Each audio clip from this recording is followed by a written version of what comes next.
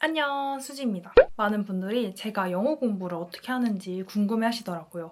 이번 영상은 광고 진짜 하나도 없고요.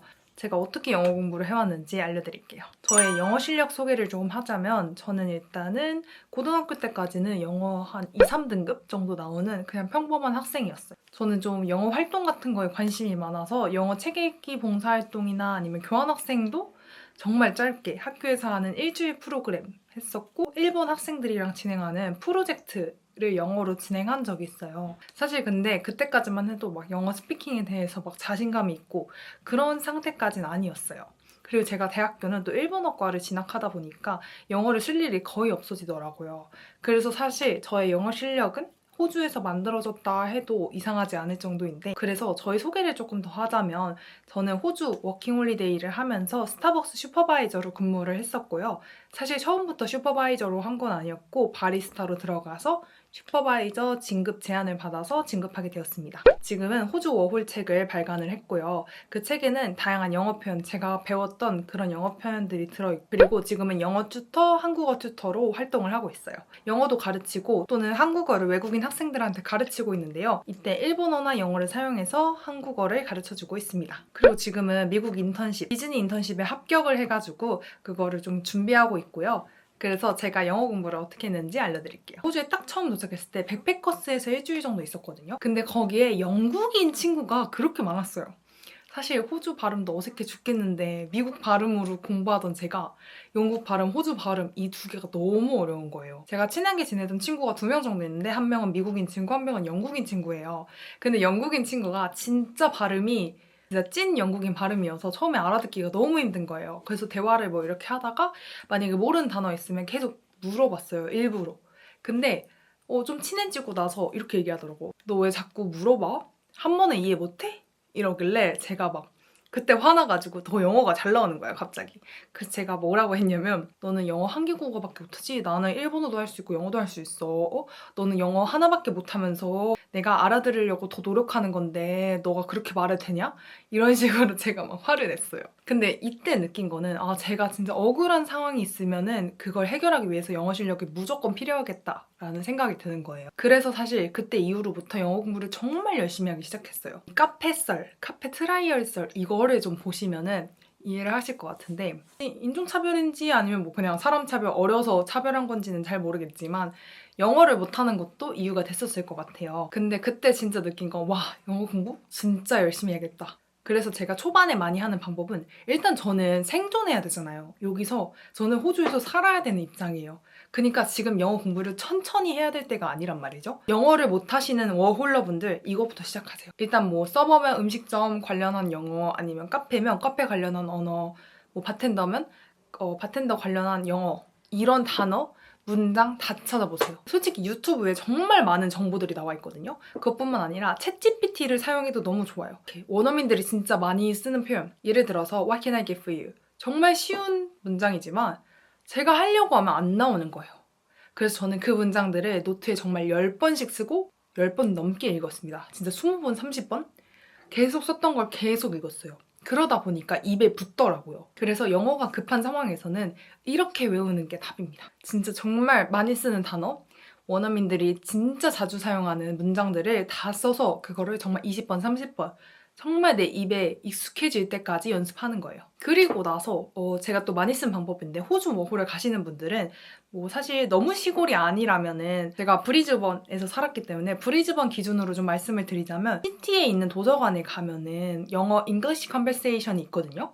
그 컨버세이션이 약간 다양한 국적의 학생들이 와서 이제 얘기를 하는 그런 컨버세이션인데 한 5명, 6명 정도 되는 것 같아요. 근데 그 사서 선생님께서 최대한 나라를 좀 안 겹쳐서 넣어주시려고 하더라고요. 초반에는 사실 호주 사람 또는 영어권 국가 사람한테 먼저 말을 하기가 조금 두려워지는 거예요. 왜냐면은 원어민한테 얘기를 하면은 내가 진짜 문법이 뭔가 완벽해야 될 것 같고, 뭔가 내가 틀린 말을 하는 것 같고 이래서 너무 걱정이 되는 거예요. 근데 저랑 같은 처지인 좀 외국인한테 말하면 마음이 조금 편하더라고요. 그래서 그 기회가 좀 많이 도움이 되었는데요. 초반에 영어에 대한 자신감이 없을 때는 이런 모임이라든지 아니면은 미덥이라고 있어요. 호주 워홀을 하시는 분들은 아마 들어보셨을 것 같은데, 미덥 중에서도 언어 교환 미덥이 있거든요. 거기에는 아무래도 외국인 친구가 많고 그리고 이렇게 얘기를 하고 싶어하는 친구들이 많아요. 그래서 이런 미더비나 도서관에서 진행하는 프로그램 등을 통하여 조금 친구를 만들고 좀 영어에 대한 자신감을 키워보는 게 가장 좋다라고 생각합니다. 영어에 대한 자신감, 그 정말 기초 자신감은 이런 걸 통해서 더 많이 얻을 수 있어요. 제가 초반에는 정말 이 방법들로 영어 실력을 중간까지는 만들었어요.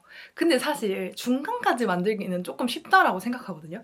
근데 중간부터 상급, 그리고 상급부터 진짜 원어민 수준이 가기가 정말 어려운 것 같아요. 제가 중간 한 3개월? 호주에서 지내고 나서 3개월 이후부터 영어 실력이 진짜 안 는다라는 생각이 드는 거예요. 제가 그럴 때 썼던 방법이 영어 프로그램을 진짜 많이 봤어요. 처음엔 사실 숙제같이 느껴져서 보기가 싫더라고요. 근데 그냥 한국 프로그램 틀어놓는 것처럼 그냥 계속 틀어놨어요. 계속. 그러다 보니까 사실 되게 어려운 표현들도 많잖아요. 뭐 의학적 표현 아니면은 뭐 좀 전문적인 표현 같은 건 정말 아예 모르는 것들도 조금씩 들리기 시작하더라고요. 저는 사실 좀 덕후기가 있어서 일본어, 저희 전공인 일본어도 애니 때문에 좋아하기 시작했던 거고 애니로 배웠다고 할 수 있는데요. 그렇기 때문에 저는 이 방법이 진짜 얼마나 도움이 되는지 알고 있기 때문에 진짜 처음엔 숙제처럼 보다가 나중엔 조금 익숙해졌던 것 같아요. 좀 재밌는 걸 찾아서 보려고 했어요. 제가 어렸을 때부터 트와일라이트, 헝거게임, 그리고 해리포터 정말 많이 봤거든요. 정말 시리즈를 5번에서 10번 사이씩 본 것 같아요. 근데 그 시리즈가 되게 많잖아요. 그러다 보니까 사실 내용을 다 알고 있거든요.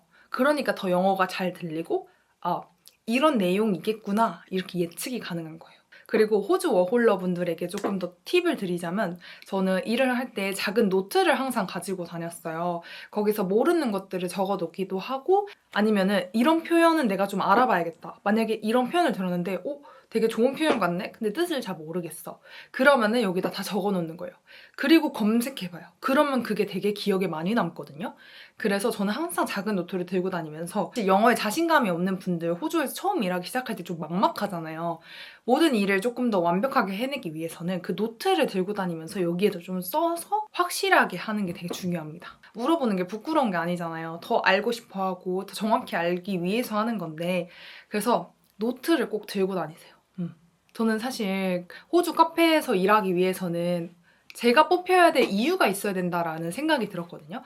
사실 원어민을 뽑으면 가장 편하잖아요. 카페 경력이 있는 원어민이면 가르쳐야 될 것도 많이 없고 좀 영어 관련해서는 아무것도 안 알려줘도 되는데 왜 나를 뽑아야 될까? 그 이유는 바로 열심히 하는 노력 때문에 저를 뽑는다고 생각을 했거든요. 아무래도 호주에서도 이런 얘기를 해요. 아시안들이 일을 정말 열심히 한다. 특히 한국인들이 일을 정말 열심히 한다. 그 노력을 보여주기 위해서는 이 노트가 진짜 많이 도움이 되었어요.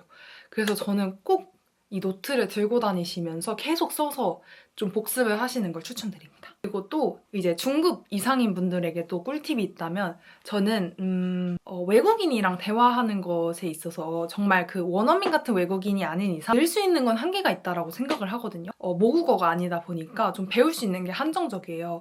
근데 제가 정말 느낀 게 제가 같이 일하는 친구들이 정말 호주에서 10년 이상 살고 정말 영어권 국가, 캐나다, 미국, 호주 이런 데서 온 친구들이 많았기 때문에 일하면서 얻는 표현들이 정말 많았어요. 그래서 미덥을 가더라도 언어 교환 미덥을 가면 사실 원어민이 없거든요. 다 외국인밖에 없어요. 그러니까 저는 이 미덥 중에서도 운동 미덥이나 아니면 책 읽기 뭐 다양한 미덥이 있더라고요. 이런 미덥을 가시는 걸 추천드려요. 왜냐면 아무래도 원어민이랑 대화를 해야 조금 더 얻는 표현들이 많단 말이에요. 그리고 호주 발음에 좀 더 익숙해질 수 있고 이 기회를 만들어야 영어가 좀 많이 늘 수 있어요. 호주에 딱 떨어진다고 해서 영어가 늘 수 있는 건 아니거든요. 제가 그 영어를 말할 수 있는 상황이 되어야지 영어를 말하고 더 연습할 수 있는 거예요. 호주에서 영어를 잘 못하는 케이스를 보면은 뭐 사람들을 거의 안 만나는 직업이라든지 혼자 일하는 그런 직업을 가진 분들은 사실 영어를 말할 기회가 없어서 영어를 빨리 늘 수가 없더라고요. 그래서 내가 이 기회를 만들어야 돼요. 그래야 영어가 될 수 있어요. 저도 사실은 막 원어민 정도로 정말 편한 수준은 아니지만 이제 영어에 있어서는 자신감은 무조건 있는 상태거든요. 해외 인턴십도 사실 호주가 아니었다면 조금 도전하기에 망설이지 않았을까라는 생각도 들어요. 정말 영어를 잘하면 사실 나에게 도움될 수 있는 건 정말 많아요. 그렇기 때문에 저는 호주 워홀 가시는 분들 저의 방법이 조금이나마 좀 도움이 되었으면 좋겠어요. 그래서 제가 호주 스타벅스에서 1년 동안 일하는 동안 정말 제가 몸으로 느끼고 몸으로 배웠던 그런 영어 표현들이 다 있는 저의 영어 책이 있거든요. 그래서 요거 있으면 사실 호주에서 바리스타 준비는 정말 확실하게 하실 수 있습니다. 사실 호주 바리스타는 정말 다르거든요, 한국이랑.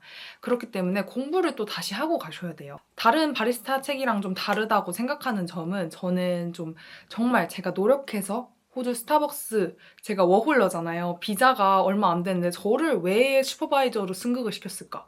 그런 이유에 대해서 제 책에다가 정말 1년 동안 준비하면서 꼭꼭 다 담았거든요. 제가 책 링크는 여기 더보기란에 더 넣어놓을게요. 그래서 저의 영상이 많은 분들에게 좀 도움이 되었으면 좋겠습니다. 다들 영어 열심히 해가지고 우리 외국에서 빛나보자고요. 그럼 다음 영상에서 봐요. 안녕!